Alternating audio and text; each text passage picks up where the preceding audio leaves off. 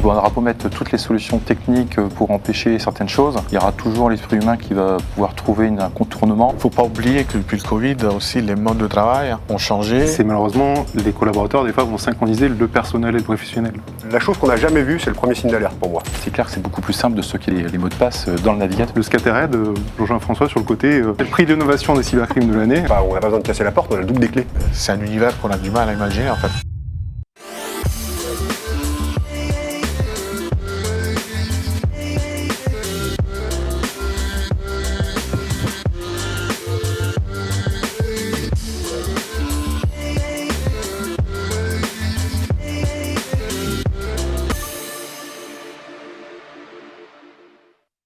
Bonsoir à tous et bienvenue à cette nouvelle émission de Risque Intel Média, ce soir en partenariat avec Soprastaria. On va parler de la thématique suivante, cybermenaces vers une sophistication ou une massification.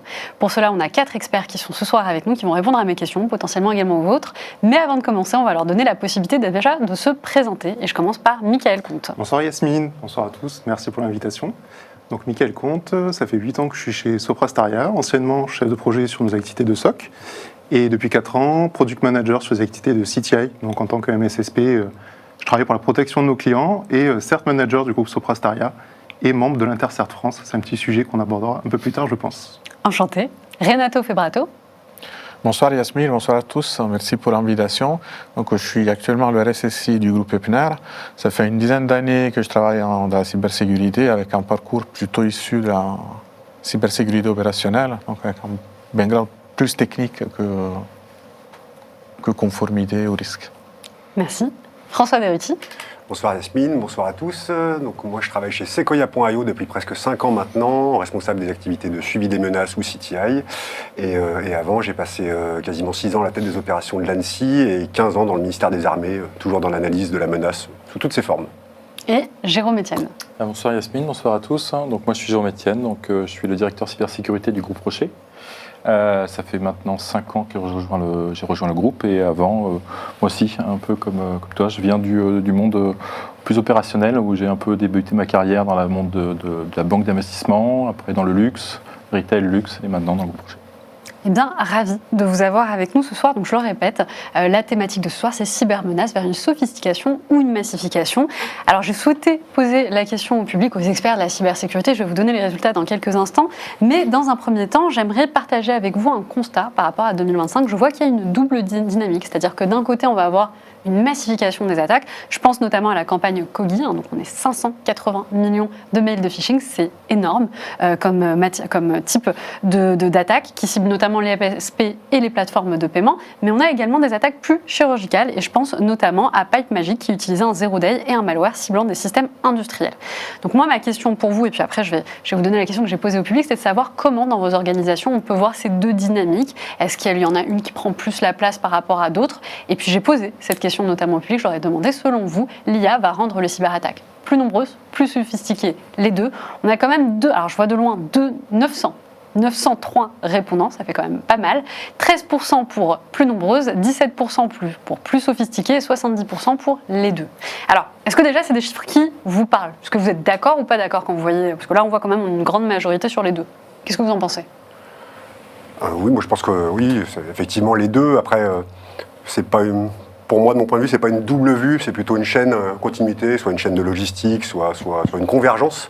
C'est-à-dire qu'on a vraiment ces équipes qui font de l'attaque massive, du chalut, qui ramènent des accès et qui ensuite revendent ça au détail. Donc j'allais dire, plus on est une cible d'intérêt, plus on est un VIP, plus on va trouver un acheteur qui est de plus en plus sophistiqué ou qui se rapproche d'un État pour aller infecter son équipement ou espionner des choses. Donc finalement, les deux travaillent ensemble. Il y a une forme de convergence ou de synergie et c'est pas forcément une opposition. Et du coup, nous, on traite ça chez Sequoia en se concentrant sur les outils communs qui peuvent être utilisés, qui du coup sont parfois le point d'entrée unique à ces deux formes d'attaque qui peuvent exister. Ouais. Après, moi, je dirais que ces deux phénomènes ont toujours un peu existé. Oui, c'était ma question. Ça a toujours existé. Il y a toujours eu, les premiers phishing, ça a été envoyé, même s'ils étaient mal faits, il y a plein de fautes d'orthographe, c'était envoyé en masse dans le tas. Il y avait bien quelques personnes qui cliquaient et ça suffisait justement pour faire au niveau des criminels de générer de l'argent et d'avoir une porte d'entrée sur autre chose. Donc aujourd'hui, je dirais que c'est toujours existant. Ça ne va que s'amplifier. C'est clair que je suis d'accord aussi avec les deux. Parce que maintenant, on va toujours dans les phases de...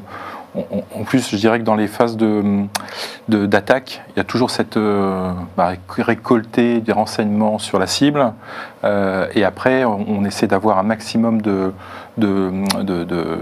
surface d'attaque pour essayer de trouver des opportunités, des points d'entrée, qui après, une fois qu'on est dedans, le criminel il va essayer de réussir une sophistication pour pouvoir conserver son...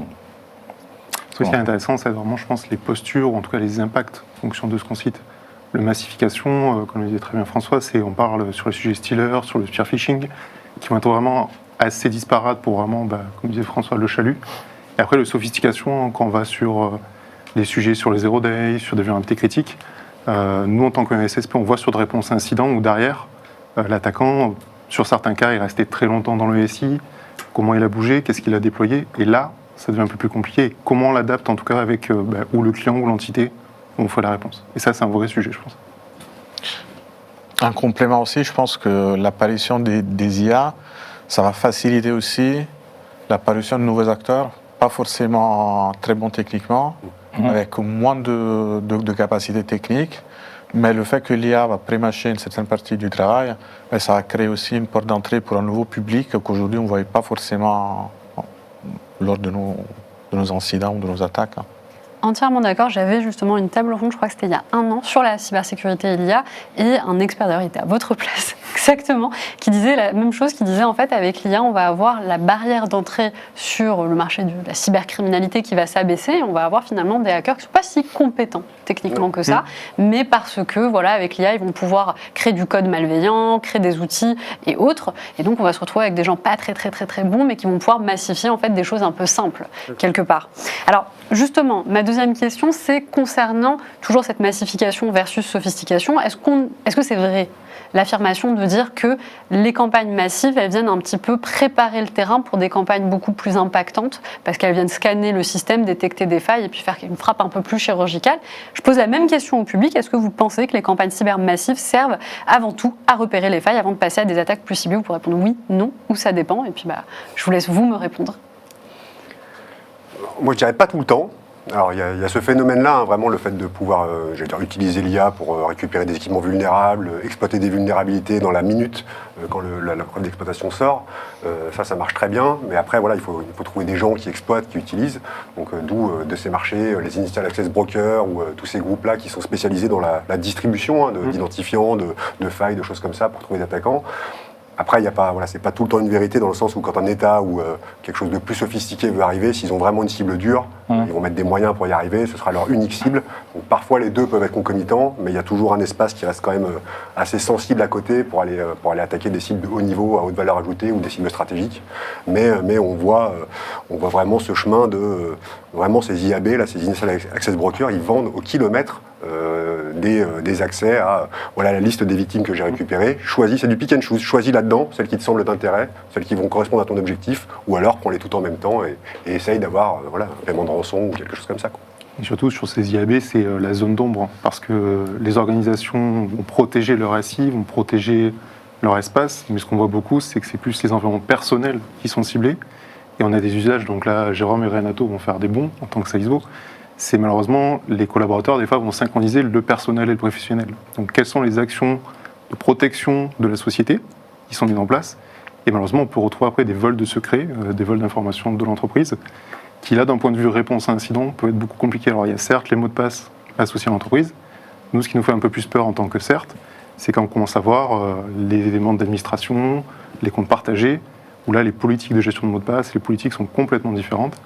Et là, l'attaquant, quand il tombe sur ça, c'est qu'il bénit comme le petit fichier texte avec les mots de passe qui, des fois, se retrouvent sur les serveurs. Mais ça, c'est un autre sujet pour plus tard.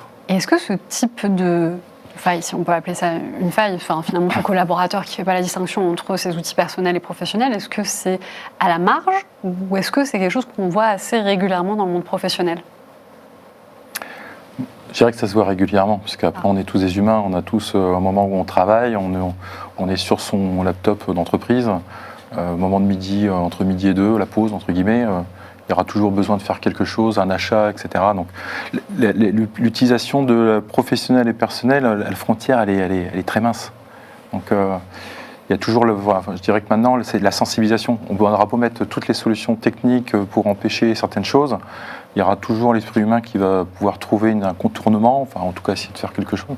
Donc c'est plus l'accompagnement, la sensibilisation, l'éducation qui fera que demain, on sera l'esprit critique. Enfin, voilà, puis surtout, le vivant vieil adage, quand on a un doute, c'est qu'il n'y a pas de doute. Donc, il marche encore. Comment on identifie un collaborateur potentiellement Est-ce qu'il y a des outils aujourd'hui qui arrivent à traquer ça et l'outil vous dit, voilà, vous avez X collaborateurs et ce monsieur ou cette dame a utilisé ces identifiants et donc c'est des conversations que vous avez avec les collaborateurs dans ce cadre-là? Alors, le sujet des stealers est vraiment quelque chose qui est vraiment traité avec certaines sociétés pour aller sur le dark web, pour collecter les informations. C'est vraiment fait de manière passive. Après, il y a un vrai sujet pour qu'est-ce qu'on collecte comme données, de voir avec les ISO comment on va traiter ça, avec le côté réglementaire, RGPD ou autre qu'on a, et aussi la posture, parce qu'on imagine bien, on est sur le côté massification, d'aller dire à un collaborateur, vos environnements personnels ont également été compromis. C'est quelque chose de très compliqué, avec des fois des accès d'informations très sensibles. Donc il faut faire la part des choses, et les missions des CERT sont très compliquées sur cet angle-là, parce qu'on touche à des données personnelles ou à des données assez sensibles. D'accord. Après, il faut donner aussi, comme disait Jérôme, il faut donner un cadre.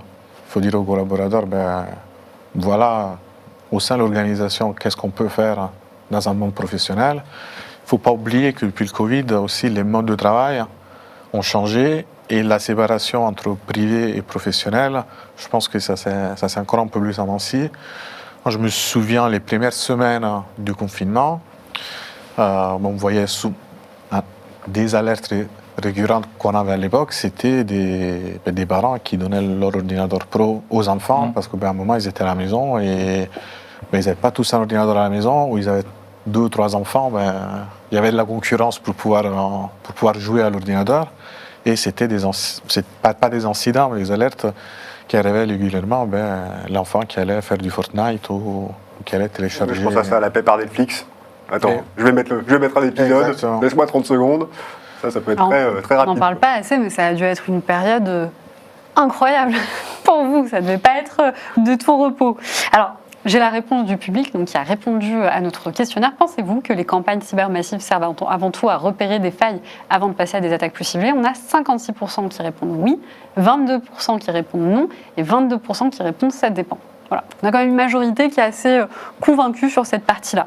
Alors, ma prochaine question est concernant la surface d'attaque. Je comprends qu'il y a un déplacement un peu de la menace qui passe du phishing classique à des points d'entrée un petit peu plus émergents, notamment les navigateurs, j'avais cru comprendre. Est-ce que vous pouvez nous en dire un peu plus? On voit aujourd'hui, en fait, les attaquants, ils s'adaptent aussi. Nous, on s'adapte aux attaquants, mais les attaquants aussi regardent qu'est-ce qu'on fait nous, comment on se protège. Et aujourd'hui, ils se rendent compte que les postes de travail sont de mieux en mieux protégés, les messageries professionnelles sont de mieux en mieux protégées. Au niveau du navigateur, c'est un peu un angle mort, une zone d'ombre.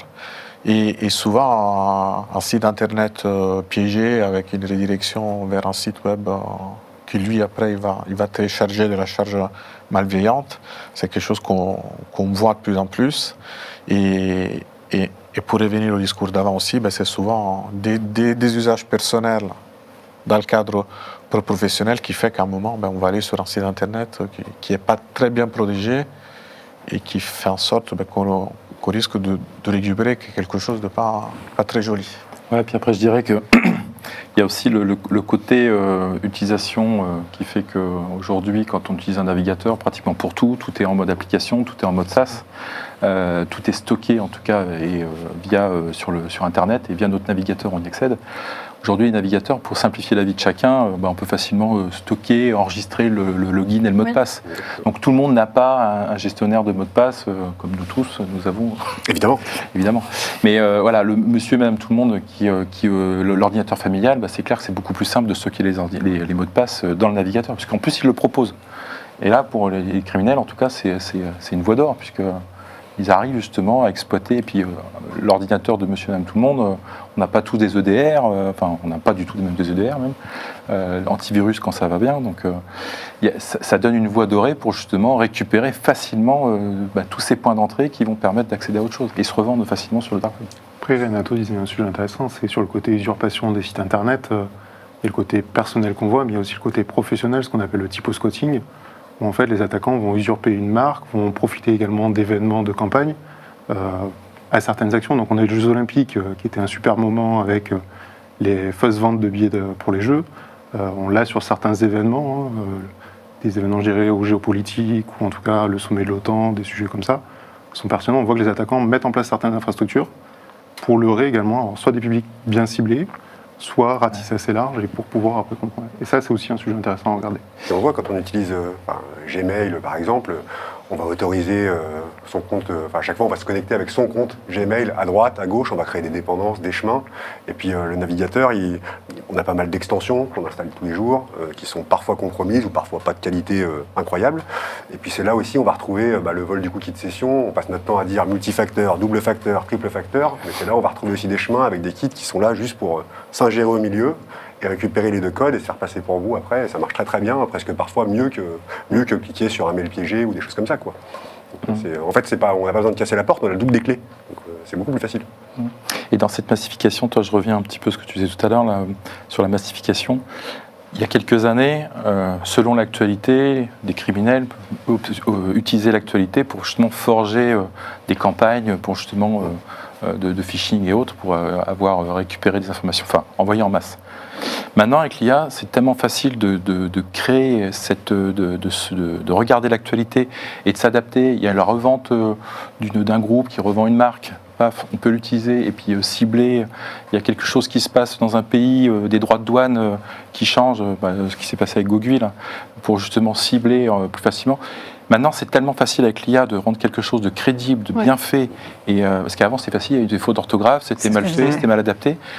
On reconnaissait, et un expert reconnaissait encore plus facilement. Maintenant, même l'expert, il a du mal à s'y reconnaître, puisque l'IA fait tellement bien le boulot, et du coup, cette massification, elle entraîne le fait que des jeunes maintenant, voilà, sans avoir trop de bouteilles, peuvent se lancer dans l'attaque. On a un exemple concret, après quand on a levé des fonds, dans la foulée, on a reçu une campagne d'augmentation de salaire de chaque employé, avec des DocuSign, voilà, et alors, soit un DocuSign avec écrit c'est votre augmentation de salaire, non, ils ne sont jamais tombés. Mais du coup, l'envie de cliquer est très très proche quand même. Donc, c'est vrai qu'on se dit augmentation de salaire, c'est bizarre. En général, on nous le dit avant. Alors qu'on devrait le savoir que ça n'arrive pas. Moi, j'ai reçu un mail qui honnêtement était très réaliste, aucune faute d'orthographe, aucune faute de grammaire. La seule chose qui m'a fait tiquer, c'est qu'on m'offrait 2,6 millions d'euros. Bon, forcément, j'ai douté, j'ai voulu croire très fortement, mais j'ai douté. Alors, concernant les groupes de cybercriminels, il y en a beaucoup. Je vais en citer quelques-uns. On a Scattered Spider, on a Ransom Hub, on a Clop. Quels sont les groupes cybercriminels aujourd'hui qui représentent les menaces la plus structurantes en 2025 et pourquoi ? Moi, j'ai un petit avis. Allez, parce que du Clop, du Ransom Hub, pour nous, c'est un peu du réchauffé d'un point de vue MSSP. Les Ransom Hub, c'est une évolution sur les différents groupes, les démantèlements. Un Clop, il y a 1 an, avait déjà été très performant sur l'exploitation de vulnérabilité. Donc, j'ai envie de dire, on retrouve un peu tout le temps les mêmes schémas. Et un Scattered, cette année, a été intéressant sur plusieurs types de schémas d'attaque. On va en parler après. Les faux techniciens IT, du phishing. Moi, j'ai beaucoup aimé, alors d'un point de vue certes, désolé quand je dis ça, mais j'ai beaucoup aimé le côté compromission de Salesforce et de Salesloft Drift. Il y avait un peu il y a un petit peu de travail derrière pour nous au niveau CERT.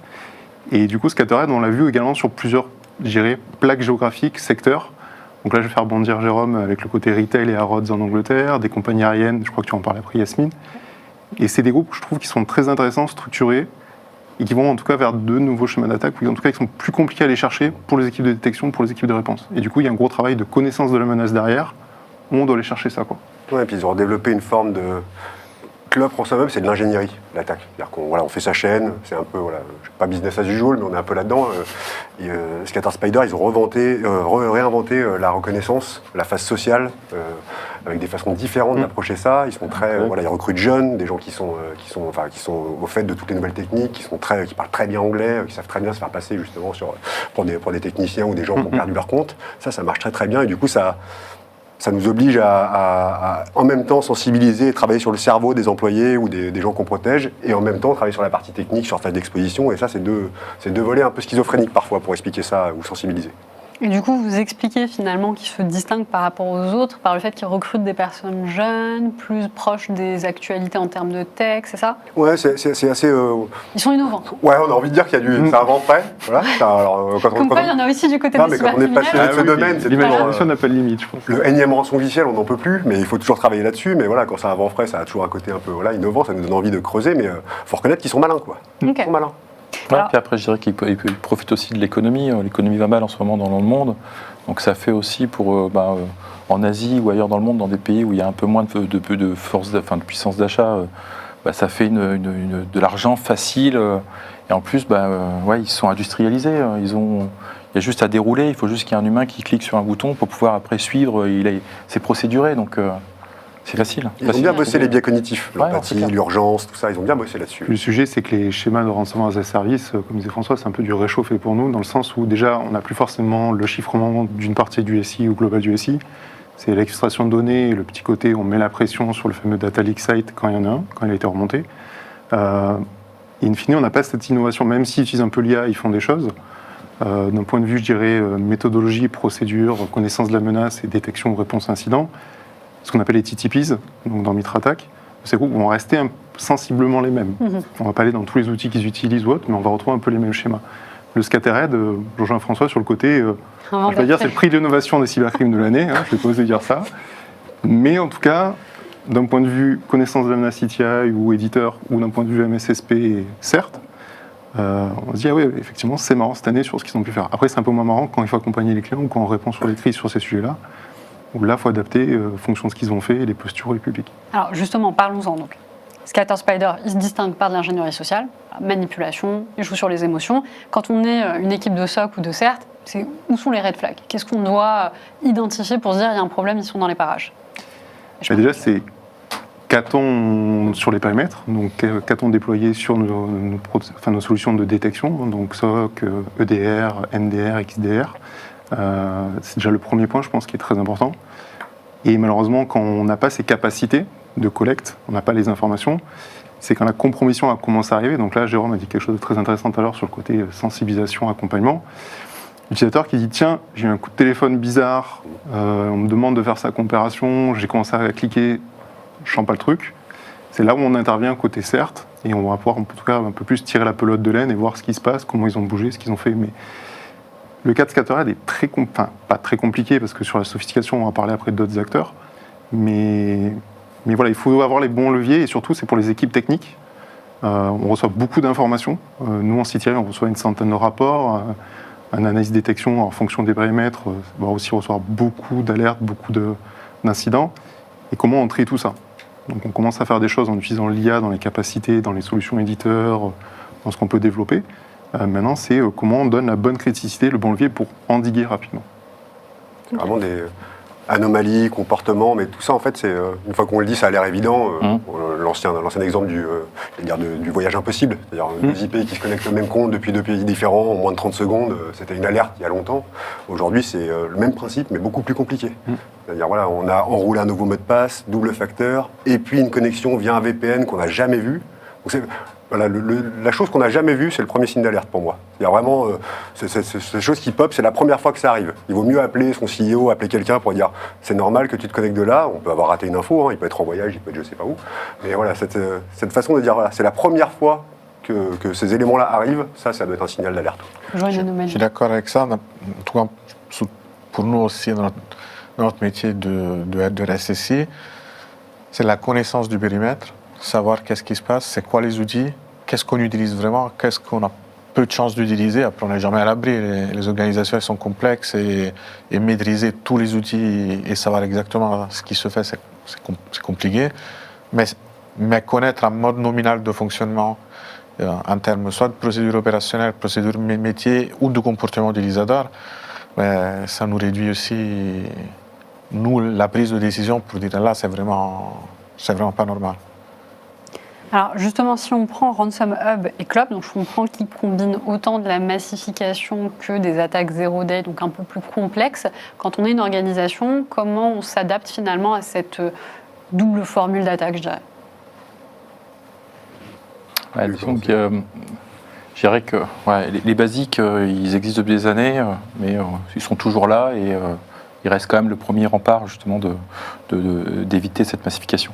Le MFA, on sait qu'on peut le détourner, mais en attendant, il marche bien, il marche bien quand même. Voilà. À 80%, il marche bien. Ok, il y a des autres. Et après, c'est segmenter ses réseaux, on parlait de segmenter ses usages professionnels, personnels. C'est aussi toujours ces basiques-là à implémenter au quotidien dans l'entreprise. On ne va pas dire que ça va empêcher de se faire attaquer. Je pense que c'est toujours une question de motivation et de moyens. Mais au moins, ça va permettre justement dans cette massification d'arrêter au moins les premiers vecteurs d'attaque. C'est ce concept de défense en profondeur. Il y a quelques temps, je parlais avec des étudiants, je leur disais en fait la cybersécurité c'est assez simple, c'est plusieurs tranches de mental qui se mettent une derrière l'autre. Il y a une première tranche qui a des trous, la tranche derrière elle va avoir des trous mais pas au même endroit, et ainsi de suite. Et après, combien de tranches on met, c'est par rapport au risque qu'on doit gérer et qu'est-ce qu'on accepte après comme risque résiduel que l'entreprise dit ça je peux le prendre. Donc, mais je pense que cet exemple de la tranche de mental, ça me plaît bien. C'est pas mal, on va faire un schéma. Après, il y a un point, je pense, qui est important. On est focus sur l'entreprise en tant que telle. Maintenant, on a des écosystèmes qui communiquent de partout et avec tout. Donc, il y a quand même des beaux sujets où, fonction des usages, je crois qu'on parlait tout à l'heure tous les deux de tes solutions de gestion de flotte, on a des écosystèmes également qui vont parler avec différents partenaires, différentes suites logicielles. On a eu quelques petites actualités ces derniers jours sur les compromissions de CI/CD avec les fameux paquets NPM chez Ouloud, désolé pour la prononciation. Et ça, c'est des vrais sujets aujourd'hui où comment on intègre ces éléments-là dans l'écosystème de l'entreprise et surtout les attaquants, ils l'aiment bien, ils l'utilisent bien. Et ça, c'est aussi un gros sujet dans la réponse, mais aussi dans le suivi niveau CISO, niveau équipe. Cette forme de chaîne d'approvisionnement, parfois de double chaîne, quand on attaque un service qu'on utilise, ou le fournisseur du service, à la fin, ce qui finit par se connecter chez nous, c'est un login mot de passe légitime, d'un service légitime ou un compte de service. Et ça, pour lever une alerte, côté, très difficile. Vous ne voyez pas, quoi. Très difficile. Après, je me mets à leur place. Je me dis, attaquer une cible de front. On sait que maintenant, ce qu'on disait, on a un EDR, on a un MFA, on a patché, on a fait ci, on a fait ça, donc ça devient difficile. Par contre, les services, les MSP qui travaillent avec plein d'autres clients, puis pareil, même si on va mettre toutes les protections nécessaires, on sait qu'il y aura toujours des compromis qui vont faire qu'il y aura un niveau de sécurité qui va être baissé pour pouvoir autoriser justement l'accès.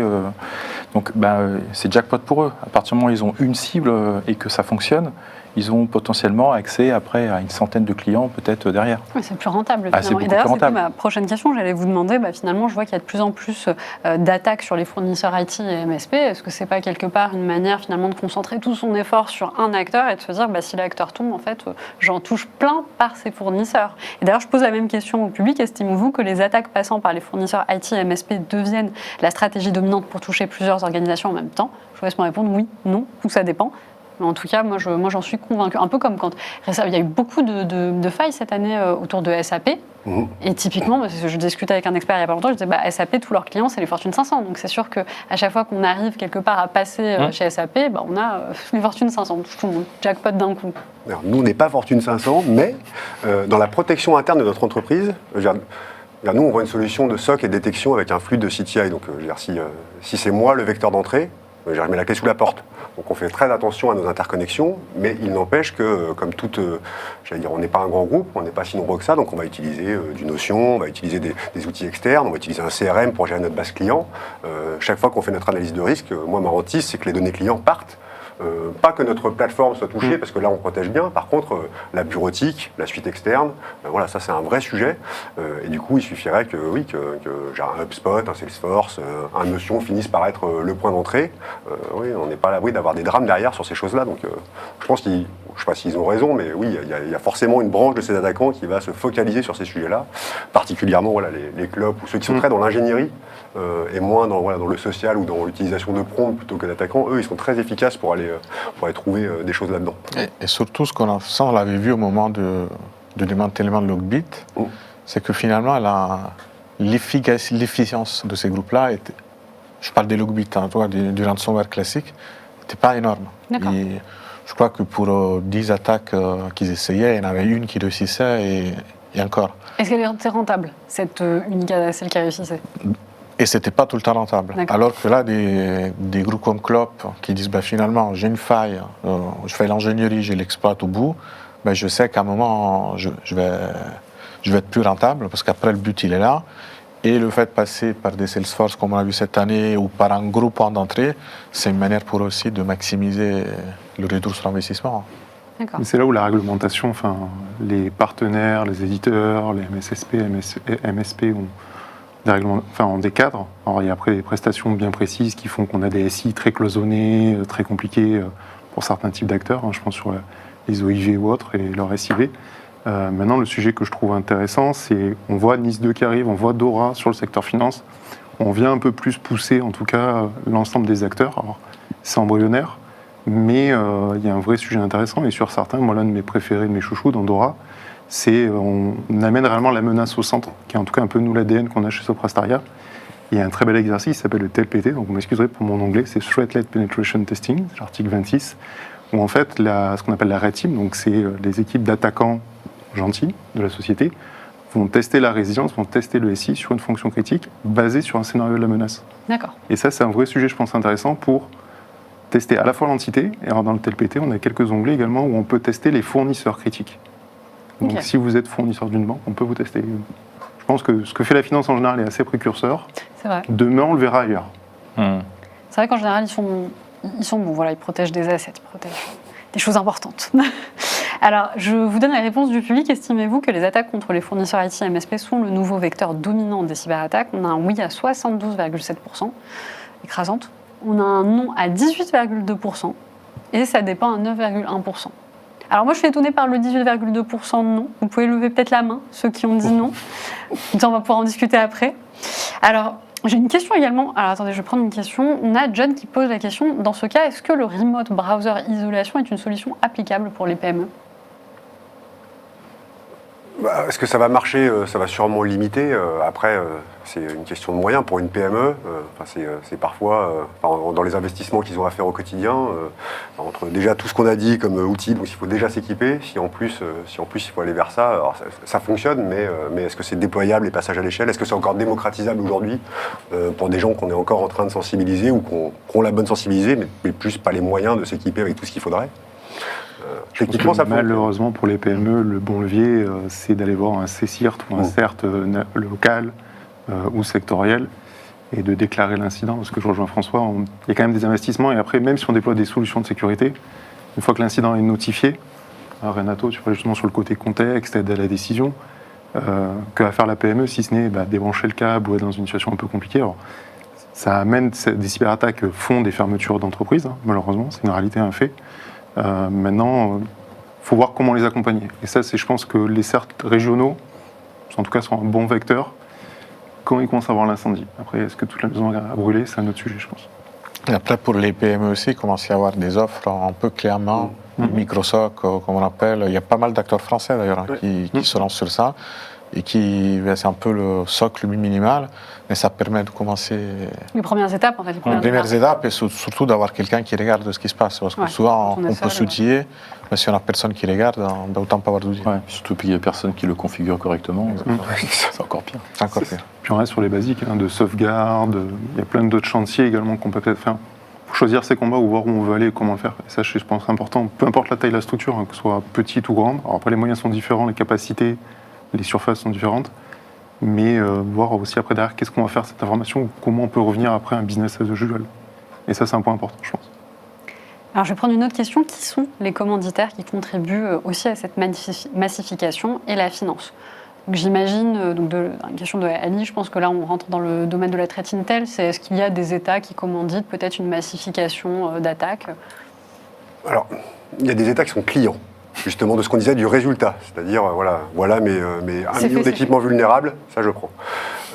Il y a des États qui commandent parfois. On a vu pas mal de groupes, des villes proxy, des choses comme ça, qui ont des relations poreuses ou qui se baladent dans certaines villes du monde facilement, là où ils sont en mandat d'arrêt un peu partout. Donc il peut y avoir des commanditaires. Il y a des mélanges parfois qui sont un peu étranges. J'ai des souvenirs de quelques cas de Lazarus au début. On se demandait si les APT utilisaient des rançongiciels. En fait, quand on veut effacer des traces ou brûler une scène de crime avec de l'essence, je prends les données, j'espionne pendant des années. Puis quand je me rends compte que la défense se rapproche, nouvelle EDR, une autorité qui commence à intervenir, je chiffre tout. Et en gros, c'est comme si j'avais tout brûlé pour les traces. Du coup, ils vont sortir de l'incident, ils vont s'en remettre, ils ne payeront pas la rançon. Par contre, ce qui a été espionné avant pendant des années, ils verront rien. Ils n'ont rien. Donc ça marche très bien, et ça peut très bien être commandité par des États. D'accord. Après, ça va vraiment en fonction aussi de leur doctrine, des objectifs. François parlait beaucoup de nos amis nord-coréens. Après, on voit également un peu des concours ou des émergences. Alors, je vais changer un peu, toujours dans l'Asie, sur d'autres groupes orientés Chine. On a de la Où des fois, on voit variété, des groupes qui, au début, sont spécialisés dans le ransomware ou le financement. Donc, je pense à PT41, qui est un beau... On va faire pas trop sur le sujet CTI, mais on a une belle appellation CTI qui s'appelle Double Dragon. Ok. Alors pourquoi à la fois motivation au début, justement financière, et après derrière il est parti sur l'espionnage et il a changé sa victimologie, ses secteurs. Ok. Alors nous on est content. Radicalisé. Alors il a d'autres objectifs, en tout cas il s'est montré un peu plus visible des bonnes personnes, des bonnes autorités, et il est devenu intéressant. Ok. Et ça on voit ces schémas-là qui sont hyper intéressants. Alors pour nous d'un point de vue CTI, maintenant c'est comment on y répond avec nos clients, parce qu'on peut faire la liste de beaucoup d'acteurs, et le fait maintenant c'est qu'est-ce qui est intéressant, par exemple, pour Renato, pour Jérôme, en termes d'empreinte géographique, de secteur, et qui pourrait les cibler ou pas. D'accord. Pour nous, c'est important de connaître la menace. Je pense que même le plus grand risque pour nos organisations, c'est de ne pas connaître qui nous menace en réalité. Parce qu'on ne peut pas tout adresser, comme disait Miguel. À un moment, ça deviendra inefficace. Quand on a besoin de cette threat intel pour dire ce qui me cible moi, mon organisation, c'est tel acteur, telle menace et tel mode opératoire, et je m'adapte en fonction de ça, et je continue aussi à me renseigner pour voir si la menace en face évolue. Après, moi, ce qui m'inquiète le plus, là, dans cette sophistication qui arrive, c'est maintenant la tendance qui va être d'utiliser des accès légitimes, les drivers. Parce que je me dis maintenant, pour eux, comme ils savent, enfin, toi, on revient toujours un peu à ce qu'on disait tout à l'heure, mais comme ils savent que maintenant tout le monde a la protection, le DR, le MFA, le SOC, l'analyse des logs, suivant les gros, il y a toute une panoplie de détection. Maintenant, ils se disent, autant essayer de rentrer dans, je sais pas, chez un fournisseur. On a l'exemple de SolarWinds il y a quelques années, c'est un peu vieux, mais voilà, c'est resté, ça a été pris, voilà, ça a bien marché. Et ça passait à travers les mailles du filet, parce que c'était légitime, c'était autorisé, et on voyait rien. Donc je me dis maintenant, cette tendance, ça va peut-être aller de plus en plus sur quelque chose en sommeil et puis rester légitime, autorisé. Et là, ça va être très très dur de pouvoir faire le ménage une fois on sera au courant et de tout enlever.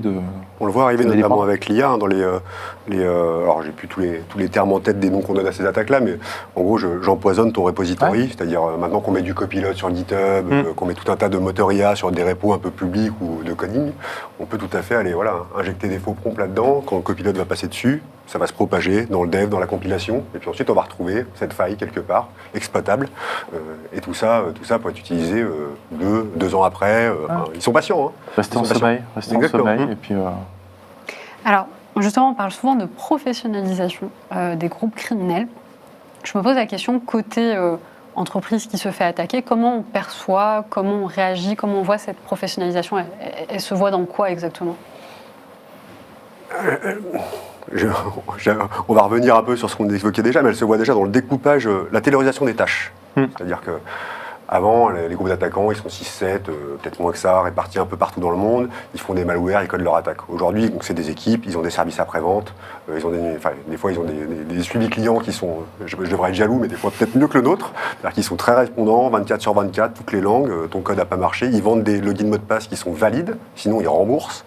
Et puis surtout, ils découpent leurs tâches. Donc c'est-à-dire que je prends souvent le parallèle, nous, encore une fois, avec une entreprise qui est en croissance ou qui se développe, mais au départ on est 20, on fait un peu tout, puis on crée une équipe, on spécialise, on met un chef, et puis on sépare les tâches.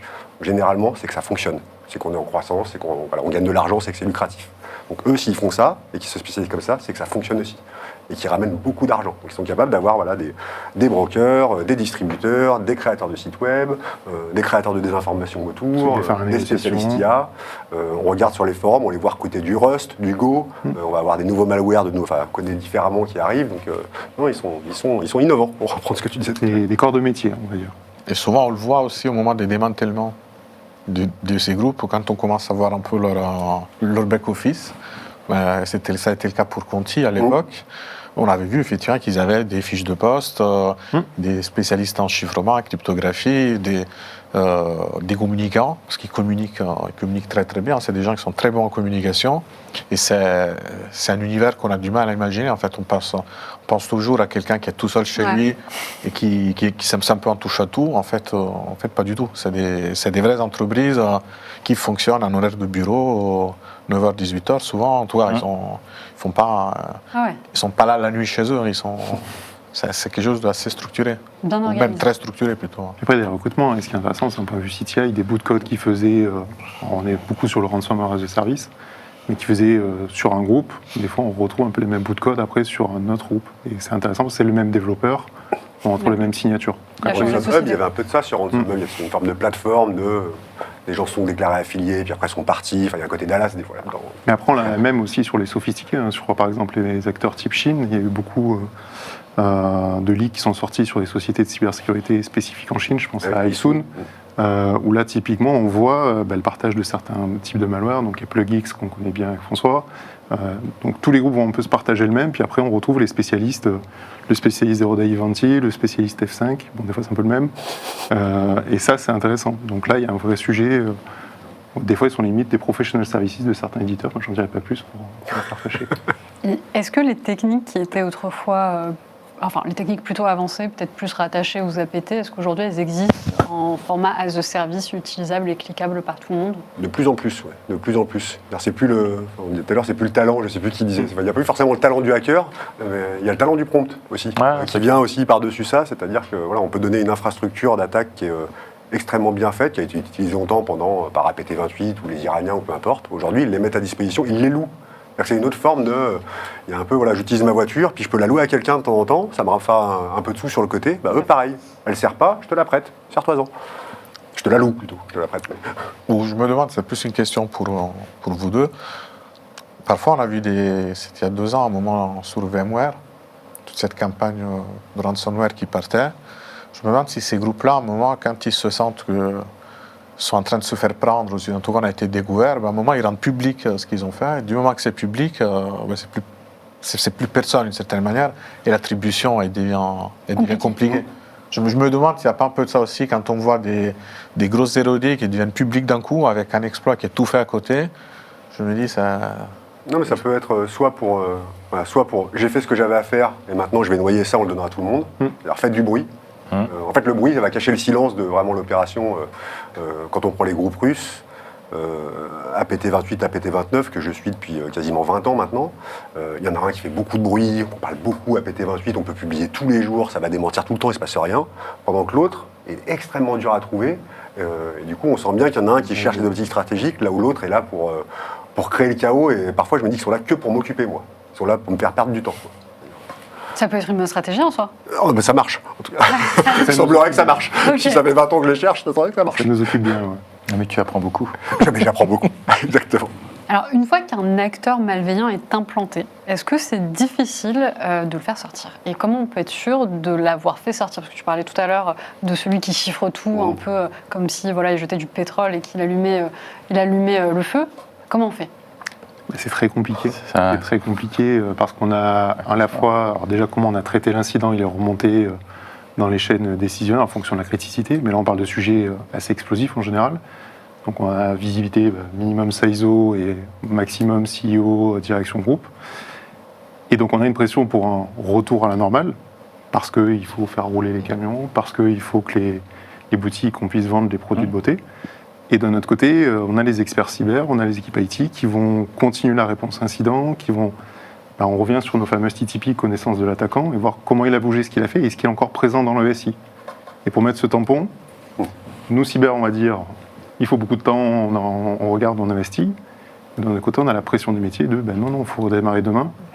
Et ça, c'est vraiment quelque chose... Combien de temps, à peu près?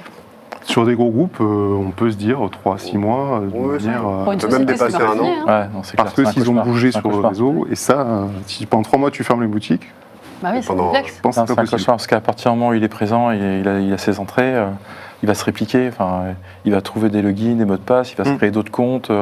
Et l'idée, c'est qu'on perde sa trace. Et là, il va relancer des nouveaux services, mettre des choses peut-être dormants. Et là, comme tu dis, on va peut-être l'éradiquer. Il faut que les investigations essayer de le retracer comme une enquête et trouver tous les points.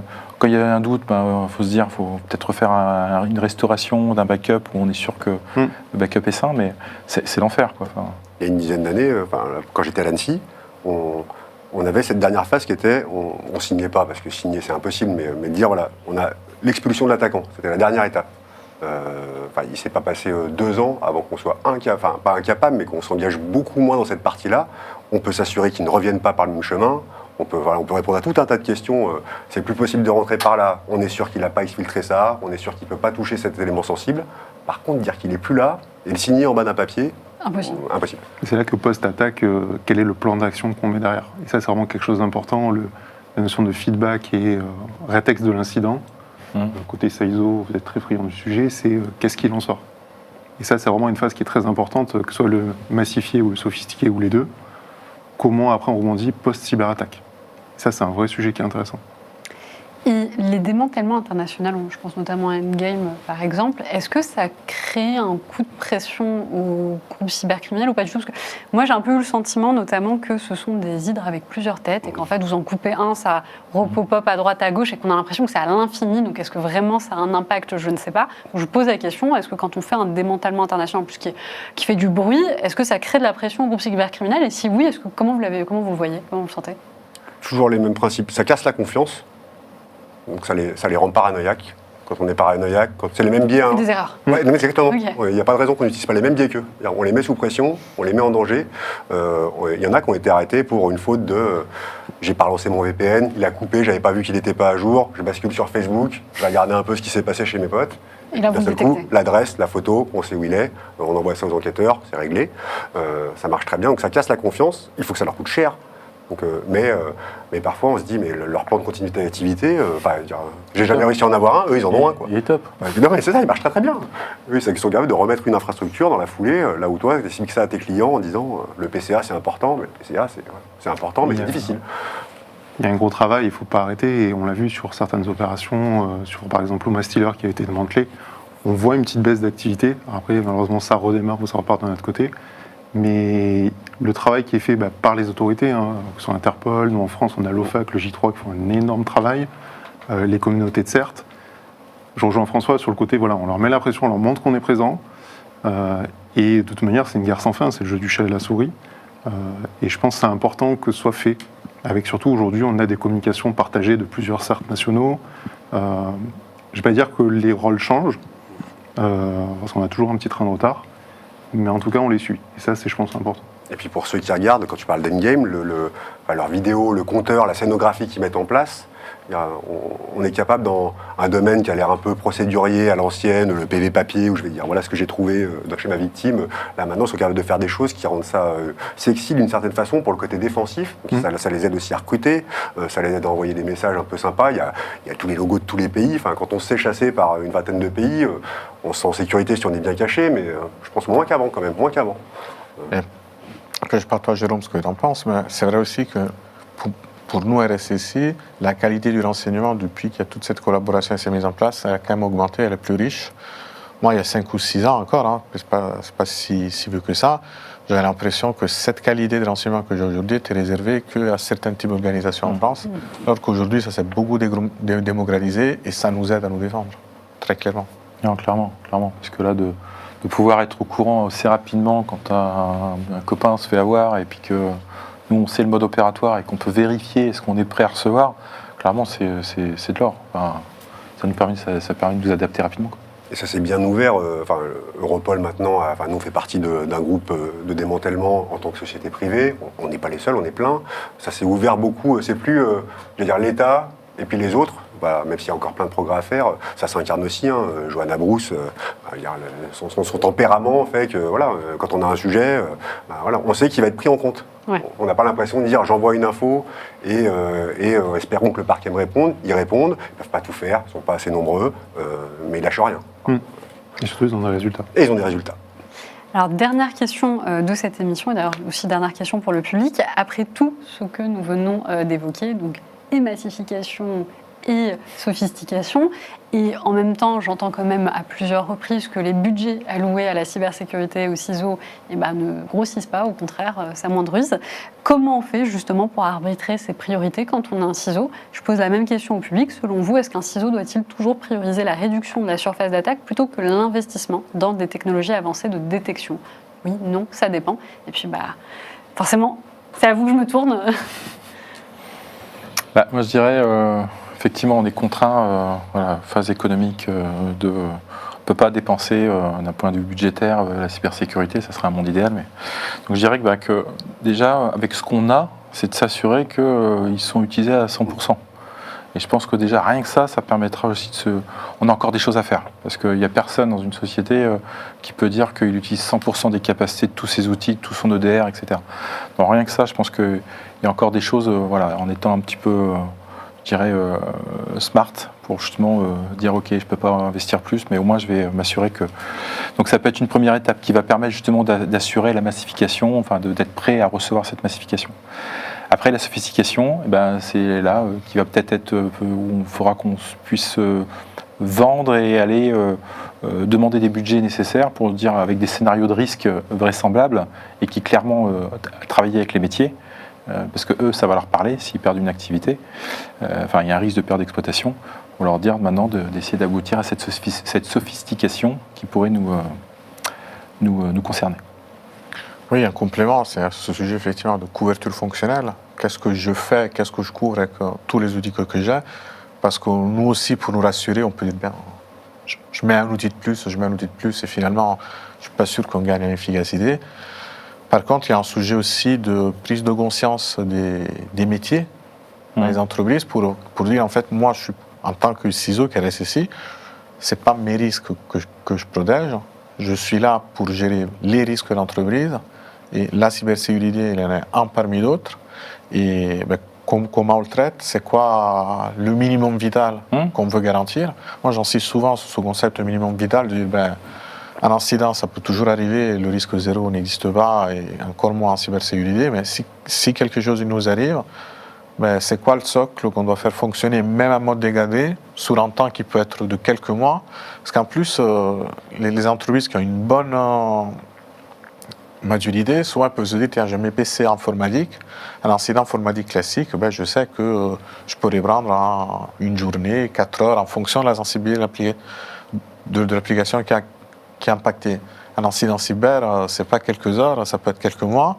Donc de dire, pendant quelques mois, c'est quoi mon minimum vital? Définissons ça déjà, et on s'assure que ce minimum vital, lui, il est bien en place et que je peux le faire fonctionner en mode dégradé. Et après, on va voir aussi le reste. Ça ne veut pas dire qu'on ne fait rien à côté, mais il faut bien que les métiers ils aient conscience aussi de leurs priorités et qu'est-ce qu'il leur faut pour fonctionner. Ça, c'est en période budgétaire un peu tendue, c'est important. Il y a 2 points, parce qu'on parle du sujet budget. Alors j'ai beaucoup aimé le côté comment chercher le ROI sur les solutions. Donc il y a mettre en avant ce qu'on a détecté, mais aussi c'est tester les solutions. Donc il y a des solutions qu'on appelle Breach Attack System, où on peut tester les règles. Des exercices qu'on appelle Purple Team, où on simule les attaques. Et après les métiers, c'est un sujet qui est assez marrant, c'est également faire les exercices de gestion de crise. Quand on met sur une table petit scénario, alors massifié ou sophistication, comme on veut, les métiers, CXO, CISO, on se fait un petit exercice de gestion de crise. Je peux vous assurer que ça n'ouvre pas tous les budgets, mais ça donne un petit chemin et surtout ça entraîne quand on demande un incident. Et ça, c'est un vrai sujet. Même sur table, 1 heure avec un COMEX. Ça marche bien. Il y a un compte Twitter qui dit qu'ils ont toutes nos données. Qu'est-ce qu'on fait? 1 heure après, je suis sûr qu'on a des solutions. On arrive à la fin de cette table ronde. Je vais quand même vous donner les résultats du sondage des personnes qui ont répondu. Donc, selon vous, un CISO doit-il toujours prioriser la réduction de la surface d'attaque plutôt que l'investissement dans des technologies avancées de détection? On a oui à 42,9%, non à 14,2% et ça dépend à 42,9%. Voilà. Donc, on a une petite égalité entre les oui et les ça dépend. Écoutez, on arrive à la fin de cette émission. Je vous remercie d'avoir répondu à mes questions. Je remercie également le public qui nous a suivis. Ce soir, on était en partenariat avec Sopra Steria. Vous pouvez retrouver d'ailleurs cette émission d'ici une semaine si vous voulez la re-regarder ou la partager avec votre entourage justement pour pouvoir apporter des réponses à la question que vous vous posez. Je vous dis merci et à une prochaine fois.